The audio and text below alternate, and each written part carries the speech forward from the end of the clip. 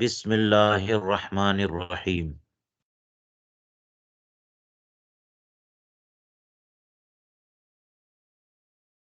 الاشباح والنظائر میں کتاب الحجر کا درس جاری ہے۔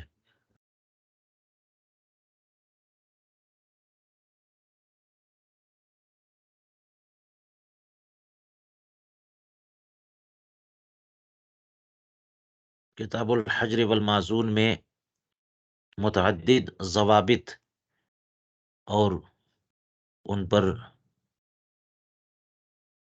فروع اور فروع کے ساتھ کچھ استثنائی مسائل کا ذکر گزرا۔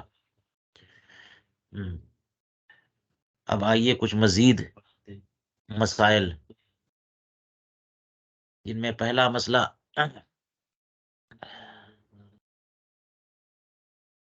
علامہ ابن نجیم مصری رحمہ اللہ یہ پیش کرتے ہیں۔ دیکھیے، فرماتے ہیں السفیہۃ اذا زوجت نفسها من کفء صحا۔ سفیہہ اگر اپنا نکاح کر دے کفو میں تو یہ نکاح صحیح ہے۔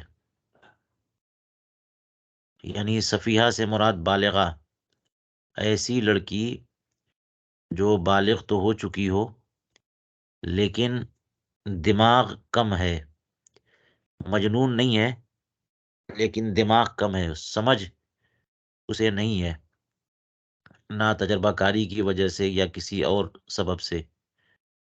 تو یہ تو بیان ہی چل رہا ہے حجر کا کہ صرف اور بے وقوفی کی وجہ سے بہت سارے تصرفات منع ہو جاتے ہیں صاحبین کے نزدیک، جبکہ امام اعظم ابو حنیفہ کے نزدیک صرف اور بے وقوفی یہ سبب حجر نہیں ہے، اور سفیہہ کے تصرفات مالی بھی نافذ ہوتے ہیں امام صاحب کے نزدیک، لیکن صاحبین کے نزدیک نافذ نہیں ہوں گے۔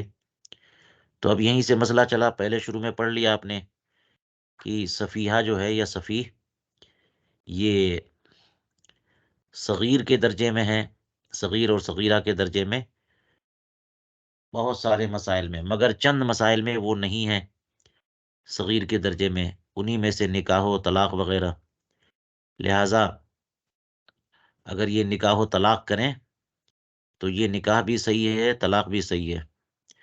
برخلاف چھوٹا بچہ چھوٹی بچی اگر یہ نکاح کریں، اجازت دیں نکاح کا یا طلاق کا معاملہ ہو تو یہ نافذ نہیں ہے، لیکن سفیہہ کا نکاح یہ درست ہے۔ اسی کو بیان کیا السفیہۃ اذا زوجت نفسها من کفء صحا۔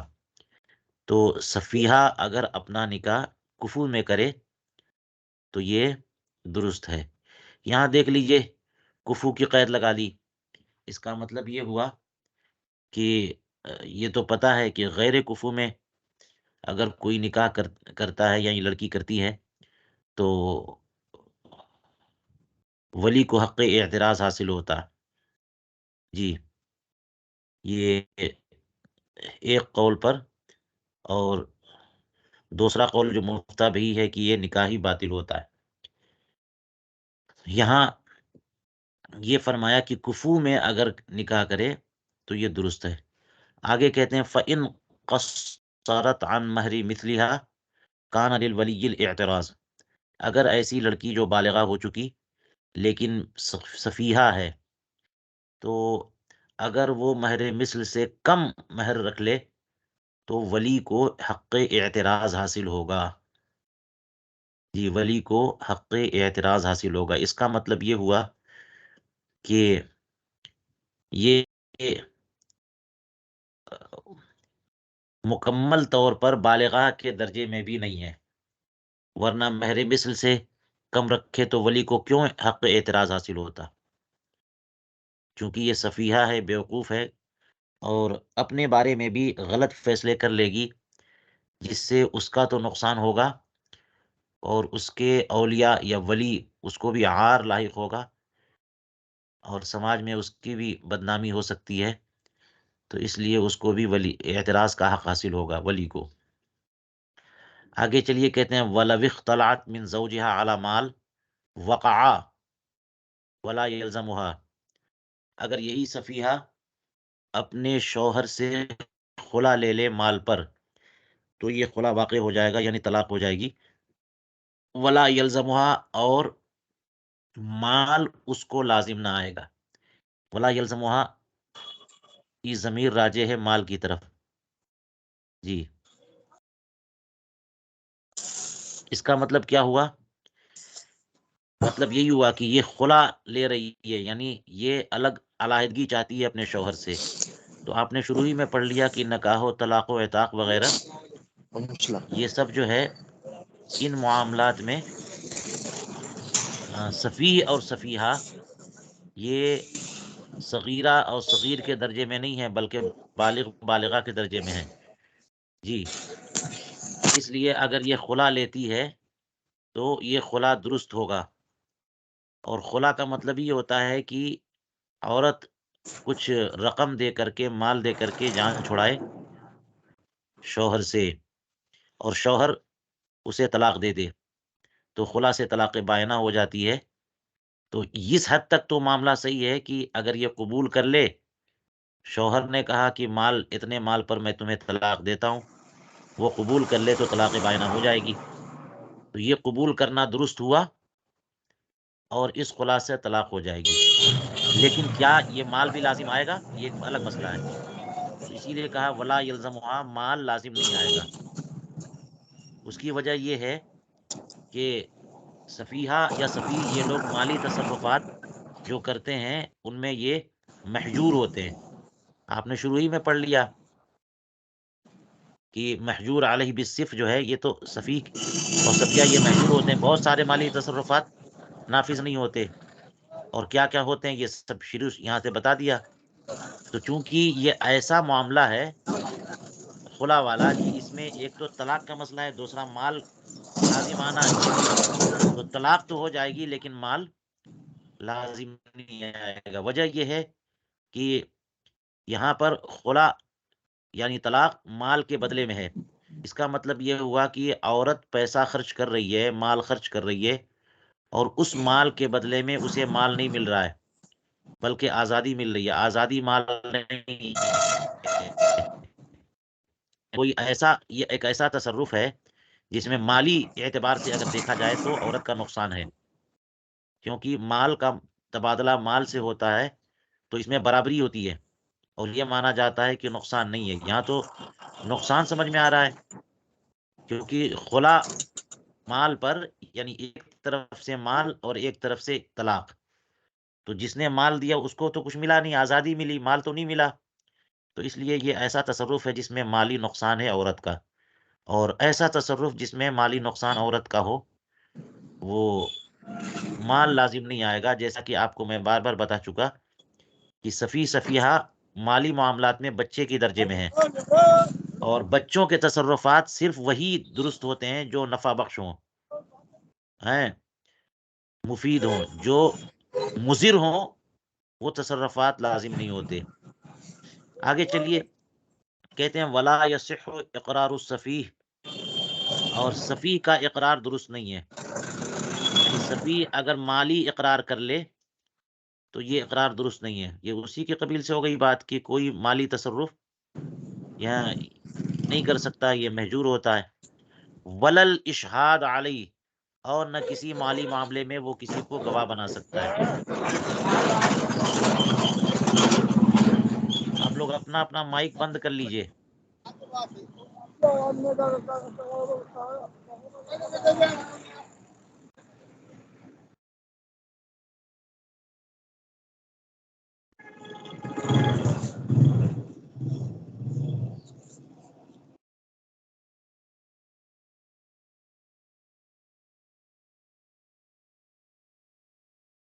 جی،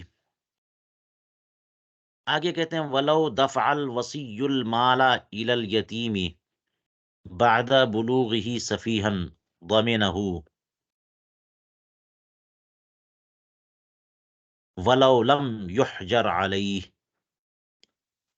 کہتے ہیں کہ اگر وصی مال کو یتیم کے حوالے کر دے بعد اس کے کہ یتیم بچہ یا بچی یہ بالغ ہو گئے، سفیہ کے طور پر، یعنی یہ لوگ بیوقوف ہی کی حیثیت سے بالغ ہوئے، ہوش مند کی حیثیت سے بالغ نہیں ہوئے، تو وصی اس مال کا ضامن ہو جائے گا، اسے تاوان دینا پڑے گا، اگرچہ اس یتیم جو بالغ ہو گیا اس پر حجر نافذ نہ کیا گیا ہو۔ یہ ہوا مسئلہ۔ اس کا مطلب یہ ہوا کہ یہ تو بات چل ہی رہی ہے کہ صرف سبب حجر ہے، لہذا اگر کوئی یتیم بچہ بالغ ہو اور پھر بھی اس سے رشد اور ہوش مندی کا تجربہ نہ ہو، کچھ پتہ نہ چلے کہ اس نے ہوش سنبھال لیا، تو پھر اسے مال نہیں دیا جائے گا، کہ بات وہی ہے کہ یتیم تھا اور اس کو تصرفات سے شرع نے منع کیا تھا تاکہ وہ کہیں اپنا نقصان نہ کر بیٹھے، اور اب بھی وہی حال ہے کہ وہ بالغ تو ہو گیا لیکن ہے وہی بیوقوف کا بیوقوف، یعنی اسے کچھ تجربہ نہیں، تو بیوقوف ہونے کی حیثیت سے وہ اپنا مالی نقصان تو کر ہی سکتا ہے۔ 1,00,000 روپے کی چیز 100-200 روپے میں بیچ دے، نقصان کس کا ہوگا؟ اسی کا نقصان ہوگا۔ تو اس لیے وصی کو حکم ہے، جیسا کہ قرآن پاک میں فرمایا کہ فَإِنْ آنَسْتُم مِّنْهُمْ رُشْدًا فَادْفَعُوا إِلَيْهِمْ أَمْوَالَهُمْ، کہ یتامہ سے اگر رشد کا تجربہ ہو جائے کہ وہ تو بڑے ہو گئے، ہوش مند ہو گئے، تو پھر ان کا مال ان کو دے دو۔ اس کا مطلب یہ ہوا کہ اگر رشد کا تجربہ نہیں ہے بلکہ وہ بڑا ہوا اور ابھی لگتا یہ ہے کہ بچہ جو ہے نا بڑا تو ہو گیا ہے لیکن سفیہ کے طور پہ بڑا ہوا ہے، بالکل نا تجربہ کار، بے وقوف، اپنا ہی برا کرے، اپنے ہی پاؤں پر کلہاڑی مارے، ایسا بچہ لگتا ہے، تو کیا اس کا مال دینا اس کے حق میں خیر خواہی ہے؟ نہیں ہے خیر خواہی، نہ دے۔ اگر دے دے گا تو وصی بھی ضامن ہوگا، اسے تاوان دینا پڑے گا اگر وہ بچہ بالغ ہونے کے بعد سفیہ کی حیثیت سے غلط فیصلے کر لیتا ہے اپنے مال کے معاملے میں۔ اسی لیے فرمایا اگرچہ اس پر حجر نافذ نہ کیا گیا ہو۔ اچھا، یہ جو بات کہی گئی کہ حجر نافذ نہ کیا گیا، اس میں یہ بات ذہن میں رکھیں کیونکہ یہ بات آگے بھی آ رہی ہے بار بار، کہ صرف یہ سبب حجر نہیں ہے امام اعظم ابو حنیفہ کے نزدیک، لہٰذا اس کی وجہ سے بندے کو محجور نہیں کیا جا سکتا، لیکن صاحبین کے نزدیک سبب حجر ہے۔ اب صاحبین میں یہ اختلاف ہے کہ امام محمد کے نزدیک صرف کافی ہے بندے کے محجور ہونے کے لیے، ضروری نہیں ہے کہ قاضی اسے محجور کرے، بلکہ بندہ جو ہے وہ سفیہ ہے تو خود بخود وہ محجور ہے، چاہے قاضی محجور کرے چاہے نہ کرے، حجر نافذ ہو چاہے نہ ہو۔ امام ابو یوسف رحمہ اللہ یہ فرماتے ہیں کہ صرف سبب حجر تو ہے لیکن خود بخود محجور نہیں ہو جائے گا جب تک کہ قاضی اسے محجور نہ کرے، قاضی جب اس پر حجر نافذ کر دے گا تب محجور ہوگا۔ اتنی بات ذہن میں آ گئی تو اب دیکھ لیجئے، کہتے ہیں وَلَوْ لَمْ يُحْجَرْ عَلَيْهِ، ہیں یہ جو ہے اگرچہ اس بندے پر حجر نافذ نہ کیا گیا ہو، ظاہر یہ ہے کہ یہ قول امام محمد پر مبنی ہے کہ بندے وہ جو یتیم ہے اب بالغ ہو گیا سفیہ کے طور پر، اس پر اگر حجر نافذ نہ کیا گیا ہو پھر بھی اس کو مال اگر دے دیا جائے، یعنی وصی دے دے، تو وصی ہی ضامن ہوگا، اس کا مطلب یہ ہوا کہ وہ محجور ہو چکا۔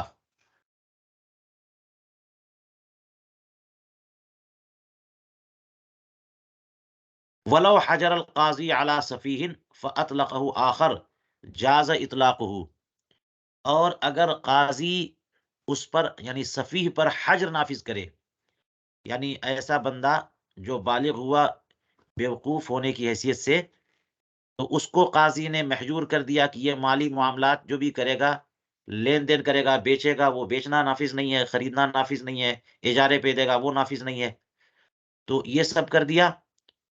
فَأَطْلَقَهُ آخر، تو کسی اور نے اس کے حجر کو دور کر دیا، یعنی اسے آزاد کر دیا، حجر ختم کر دیا، جاز اطلاقہ، تو اس کا اطلاق جائز ہے، قاضی نے صفی پر حجر نافذ کیا، یعنی اسے پابند کر دیا کہ اس کے تصرفات نافذ نہیں ہوں گے، کسی اور نے اسے حجر سے آزاد کر دیا، تو یہ اطلاق جائز ہے۔ لِأَنَّ الْحَجْرَ لَيْسَ بِقَضَاء، اس لیے کہ حجر قضائے قاضی نہیں ہے۔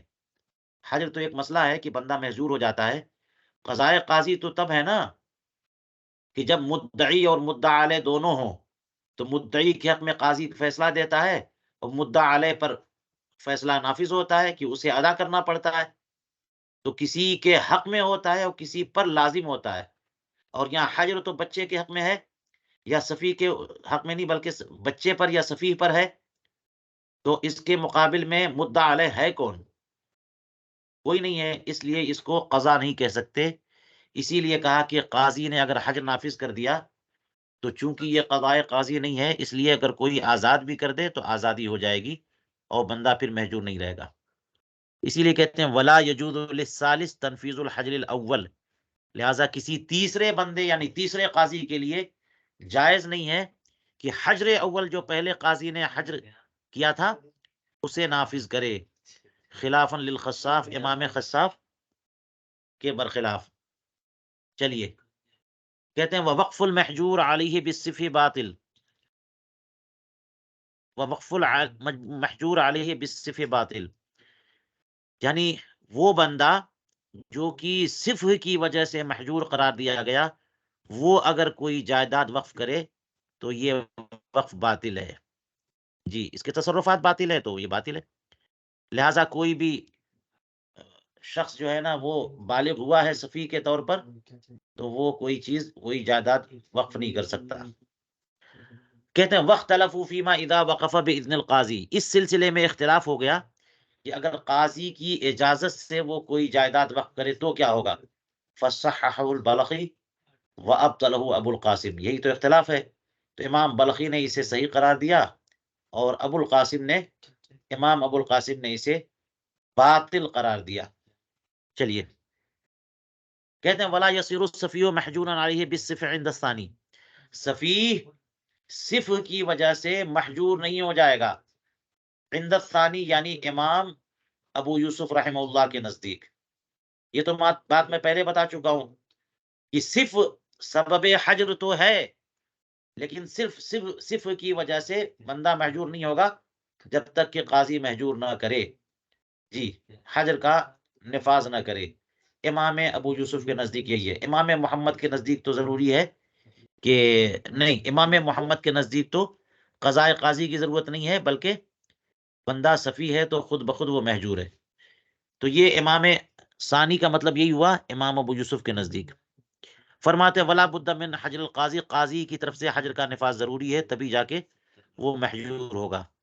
ولا يرتفع عنه الحجر بالرشد، اور رشد کی وجہ سے حجر مرتفع نہیں ہو جائے گا، یعنی پابندی ختم نہیں ہو جائے گی۔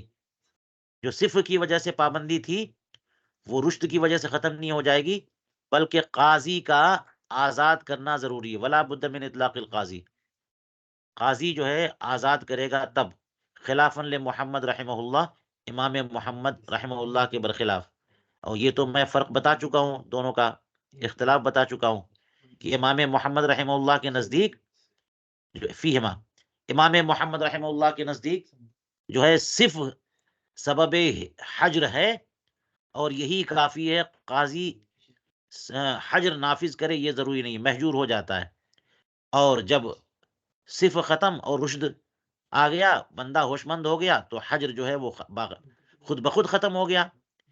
لیکن امام ابو یوسف فرماتے ہیں کہ نہیں، صفیح محجور تب ہوگا جبکہ قاضی حجر نافذ کر دے، لہذا جب حجر نافذ ہو چکا تو صف کے ختم ہونے سے اور رشد کے آ جانے سے حجر ختم نہیں ہوگا جب تک کہ قاضی اسے حجر سے آزاد نہ کرے۔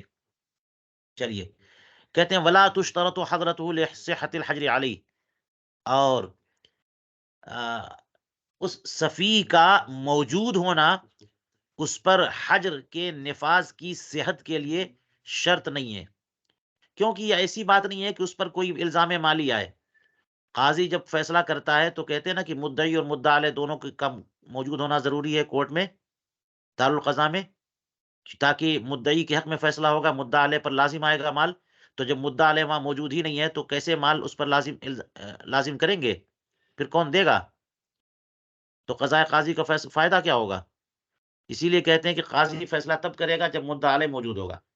لیکن یہاں پر چونکہ کسی کے خلاف فیصلہ نہیں ہے، اس لیے جس بندے پر صفح کی وجہ سے قاضی حجر نافذ کر رہا ہے تو اس صحت حجر کے لیے اس کا موجود ہونا ضروری نہیں ہے، جیسا کہ خزانۃ المفتین میں ہے۔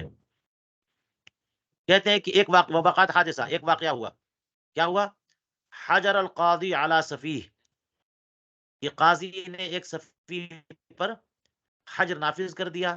سمت دار رشدہ، پھر اس سفیہ نے رشد کا دعویٰ کر دیا، تو میں تو سفیہ نہیں ہوں، میں تو ہوشمند ہوں، میں سب کچھ جانتا ہوں، برا بھلا سب سمجھتا ہوں، مجھ پر کیوں حجر نافذ کیا جا رہا ہے؟ ودعا خصمہ بقاءہ علی الصفر، اور اس کے خصم نے دعویٰ کیا کہ یہ ابھی بھی سفیہ ہے، صفر پر باقی ہے، ابھی بھی یہ بیوقوف ہے۔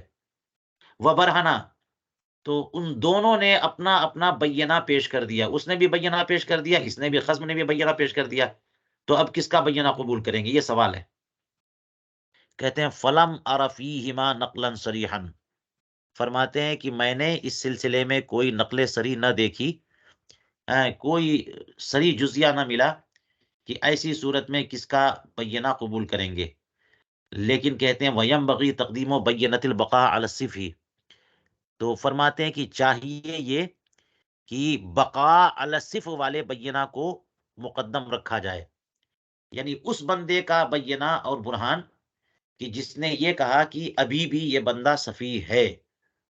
جی، کیوں؟ لما فی المحیط، وجہ محیط کا ایک جزیہ ہے جو کہ من الحجر، جو کہ کتاب الحجر میں ہے۔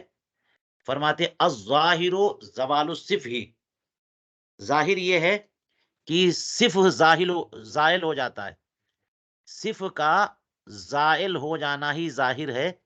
لِأَنَّ عَقْلَهُ يَمْنَعُهُ، اس لیے کہ بندے کی عقل صفح کو روکتی ہے۔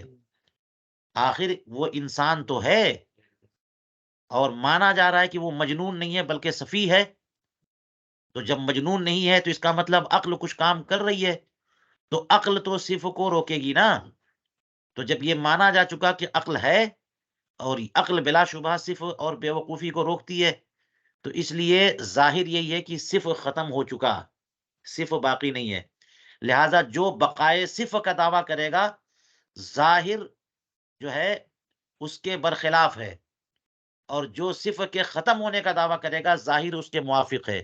اور یہ میں بتا چکا کہ مدعی وہ ہوتا ہے جو خلاف ظاہر کا دعویٰ کرے، اور جو موافق ظاہر کا دعویٰ کرے وہ مدعا علیہ اور خصم ہوتا ہے۔ تو بینہ تو مدعی کا قبول کریں گے، لہٰذا جو ہے بقاء علی الصفح کا دعویٰ کر رہا ہے، وہ خلاف ظاہر کا دعویٰ کر رہا ہے۔ دیکھ لیجئے یہ کیا بولا، الظاہر زوال الصفح، زوال صفح ظاہر ہے نا، اور یہاں پہ کیا کہا، بقاء علی الصفح، یہ اس کا مطلب یہ ہوا کہ زوال صفح ظاہر ہے تو بقاء علی الصفح یہ خلاف ظاہر ہے۔ جب یہ خلاف ظاہر ہے تو یہ بینہ، یہ مدعی ہوا، اور جو مدعی ہوگا اسی کا بینہ قبول کریں گے۔ چلیے، یہ بات ہو گئی۔ کہتے ہیں عند ذکرہ فی دلیل ابی یوسف رحمہ اللہ، یعنی محیط سرخسی میں، محیط سے ظاہر یہی ہے کہ محیط سرخسی مراد ہو، حالانکہ احتمال ہے کہ محیط برہانی بھی ہو سکے۔ چلیے، تو کہتے ہیں کہ محیط میں کتاب الحجر میں یہ بات لکھی ہے کہ ظاہر زوال صفح ہے، اور یہ بات عند ذکر ہی فی دلیل ابی یوسف، جب امام ابو یوسف رحمہ اللہ کی دلیل ذکر کر رہے تھے وہاں پہ انہوں نے یہ بات ذکر کی ہے۔ علی ان الصفیح لا ینحجر الا بحجر القاضی، علاوہ ازیں فرماتے ہیں کہ صفی محجور نہیں ہوتا مگر قاضی کے حجر نافذ کرنے سے۔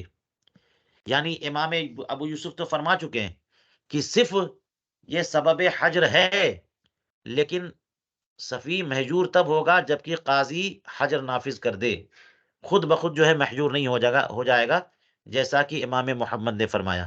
چلیے، کہتے ہیں وقال الزیلعی وغیرہ فی باب التحالف، امام فخر الدین زیلعی تحالف کے بیان میں اور بھی دیگر ائمہ کرام اور فقہا یہ فرماتے ہیں تحالف کے بیان میں، اذا اختلف الزوجان فی المہر قضی لمن برہنہ، دیکھ لیجئے کیا کہہ رہے ہیں، فرما رہے ہیں کہ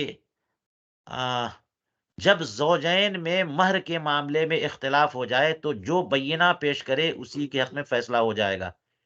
یعنی بیوی نے کہہ دیا کہ یہ اتنا اتنا مہر ہے، شوہر نے کہہ دیا نہیں اتنا مہر ہے، تو جو بینہ پیش کرے گا اسی کے حق میں فیصلہ ہوگا، یعنی بینہ قبول کریں گے۔ فَإِن برہنہ فمن شہیدہ لہو مہر المثلی، تو اگر دونوں نے زوجین میاں بیوی دونوں نے، شوہر بیوی دونوں نے اگر بینہ پیش کر دیا تو اب کس کا بینہ قبول کریں گے؟ تو کہتے ہیں فمن شہدہ لہو مہر المثل لم تقبل بینتہ، مہر مثل جس کی گواہی دے یعنی جس کے دعوے کے مطابق ہو تو اس کا بینہ قبول نہیں کریں گے، لأنہا للإثبات، اس لیے کہ بینہ تو ہوتا ہی اس بات کے لیے ہے جی، اور جو ظاہر کے مطابق قول کرتا ہے وہ تو خصم ہوا، وہ تو منکر ہوتا ہے، اس کا بینہ کیوں قبول کر، وہ بینہ پیش کرنا اس کا کام ہی نہیں ہے۔ جو خلاف ظاہر کا قول کرے گا بینہ پیش کرنا اسی کا کام ہے جی۔ کہتے ہیں فکل بینۃ شہید لها الظاہر لم تقبل، لہذا ہر وہ بینہ کی ظاہر اس کی شہادت دے یعنی ظاہر حال اس کی موافقت کرے، وہ بینہ قبول نہیں کریں گے۔ خلاف ظاہر جو خلاف ظاہر ہو اس کا بینہ قبول کریں گے۔ کہتے ہیں یہاں جو مسئلہ چل رہا وہ ہونا بینۃ و زوال صف شہد لها الظاہر، یہاں زوال صف والا یہ حادثۃ الفتویٰ جو کہا ہے، واقعات حادثہ جو واقعہ سوال ہوا تھا، تو اسی پہ فرما رہے ہیں کہ یہاں اس سوال میں کیا ہے، زوال صف کا بینہ یہ ظاہر اس کی گواہی دے رہا ظاہر کے مطابق ہے، لہٰذا زوال صف والا بینہ قبول نہیں کریں گے بلکہ بقاء علی الصف والا بینہ قبول کریں گے۔ چلیے، کہتے ہیں المعذون اذا لحقہ دین یتعلق بکسبہ ورقبتہ، معذون جب معذون کو اگر کوئی دین لاحق ہو جائے تو وہ اس کے کسب اور رقبہ دونوں سے متعلق ہوگا۔ کیا مطلب؟ مطلب یہ ہے کہ ایک غلام ہے، آقا نے اس کو اجازت دے دی کہ جاؤ خرید فروخت کرو، لین دین کرو، کوئی مسئلہ نہیں، جاؤ، اجازت مل گئی، ہو گیا۔ اس نے خرید و فروخت کیا اور اسی دوران اس پر قرض دین لاحق ہو گیا، کسی سے مال لیا تھا، پیسہ نہیں دیا تھا اس نے، دین لاحق ہو گیا، تو اب کیا ہوگا؟ وہ دین کون ادا کرے گا؟ کیا مولا مالک ادا کرے گا؟ نہیں، کہتے ہیں چونکہ وہ معذور ہو چکا تو وہ دین اسی کی کمائی سے متعلق ہوگا، وہ کمائے گا اسی سے دین ادا کرے گا، اور اگر اتنا نہ کما سکا کہ جس سے دین ادا کرے تو کہتے ہیں ورقبت ہی، اس کے رقبہ یعنی اس کی اپنی ذات سے متعلق ہوگا، کیونکہ غلام خود مالک مال ہے، تو اس کو جب بھی بیچا جائے گا تو جو پیسہ ملے گا اس پیسے سے دین ادا کیا جائے گا۔ الا اذا کان اجیرا فی البیع والشراء، مگر یہ کہ جب وہ بیع و شراء میں اجیر ہو، یہ تو بات ہے معذون ہونے کی، اگر وہ بیع یا شراء میں یعنی خرید و فروخت میں وہ اجیر بن گیا معذون، تو ایسی صورت میں اگر اس پر کچھ دین آیا تو اس کا مطلب یہ ہوا کہ یہ اس سے مستثنا ہے، الا ہے نا، اس سے مستثنا ہے۔ معذون کے بارے میں تو یہ ہے کہ دین آ گیا تو اس کے کسب و رقبہ سے متعلق ہوگا دین، لیکن بیع و شراء میں اجیر ہے اور اس پر دین آ گیا تو کسب و رقبہ دونوں سے متعلق نہیں ہوگا، تو پھر متعلق کس سے ہوگا؟ علامہ حموی نے فرمایا کہ ظاہر یہ ہے کہ صرف کسب سے متعلق ہوگا، صرف کسب سے، ایسی صورت میں یہاں پر کما فی اجارت منیت المفتی، جیسا کہ منیت المفتی کی کتاب الاجارہ میں ہے۔ چلیے آگے، کہتے ہیں العبد المعذون المدیون اذا اوصى به سیدہ للرجل ثم مات ولم یجز الغریم کان ملکا للموصى له اذا کان یخرج من الثلث۔ یہ مسئلہ دیکھیے غور سے، فرماتے ہیں کہ وہ غلام جو معذون ہے اور مدیون بھی ہے یعنی اس کے اوپر دین بھی سوار ہو گیا، جب اس کا آقا اس کی وصیت کر دے کسی آدمی کے لیے کہ یہ میرا غلام فلاں کے لیے، میرے مرنے کے بعد اس غلام کو فلاں کو دے دیا جائے، ایسی وصیت کر دی، ثم ماتا، اور اس کے بعد وہ مالک جو ہے جس نے وصیت کی ہے اپنے غلام کی، اس کا انتقال ہو گیا، ولم یجز الغریم، اور اس غلام پر تو دین تھا نا، وہ مدیون تھا، تو جس کا دین تھا وہ جو غریم ہے اس نے اس وصیت کو جائز نہیں قرار دیا، اس وصیت کو نافذ نہیں ہونے دیا، تو کیا یہ وصیت نافذ نہیں ہوگی؟ کہتے ہیں کانا ملکن للموسیٰ لہو، تب بھی یہ عبد معزون جس کی وصیت اس کے آقا نے کی ہے موسیٰ لہو کی ملک ہو جائے گا، یعنی یہ وصیت درست ہوگی، لیکن کب؟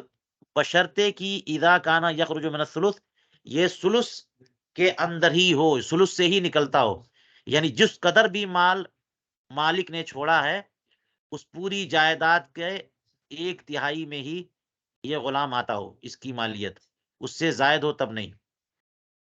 کہتے ہیں وَيَمْلِكُهُ كَمَا يَمْلِكُ الْوَارِث، تو موسیٰ لہو کے ملک ہوگا اور موسیٰ لہو اس کا مالک ہوگا جیسا کہ وارث اس کا مالک ہوتا ہے۔